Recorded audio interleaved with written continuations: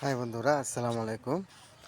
আহ, আমরা জানি যে সারা দেশেই বিভিন্ন জায়গায় বিভিন্ন এলাকায় আমরা দেখতে পাচ্ছি যে বিভিন্ন ধরনের কাঠ কাঠ দেওয়া হয়েছে বা কাঠের প্রতিশ্রুতি দেওয়া হচ্ছে। আমরা কোনো রকম কাঠ চাই না। আমরা বাংলাদেশের মানুষ যারা আমরা আছি, আমরা মূলত কোনো রকম কাঠ আমরা চাই না। আমরা চাই মানুষের যে মৌলিক অধিকারগুলো, মানুষের যে মৌলিক অধিকারগুলো, সেই অধিকারগুলো আমরা চাই। খাদ্য, বস্ত্র, বাসস্থান, চিকিৎসা এবং শিক্ষা। পাশাপাশি আমরা চাই নিরাপত্তা এবং ইনসাফ।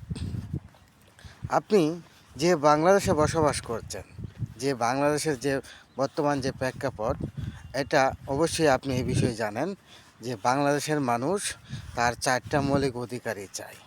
এখানে কোনো কার্ড নয়, আমরা কোনো দলের কোনো কার্ড চাই না, আমাদের কোনো কার্ড প্রয়োজন নেই। আমাদের প্রয়োজন এই 4টা মৌলিক অধিকার। যে বা যারা আমাদের এই 4টা মৌলিক অধিকার মৌলিক অধিকার পূরণ করতে পারবে, যারা আমাদের এই অধিকারগুলো নিয়ে কাজ করবে, আমরা এমন রাজনৈতিক রাজনৈতিক প্রতিনিধি আমরা নির্ধারিত করব, নির্বাচিত করব। আমরা কোনো রকম কাট চাই না, আমরা চাই আমাদের মৌলিক অধিকারগুলো ফিরে পেতে চাই।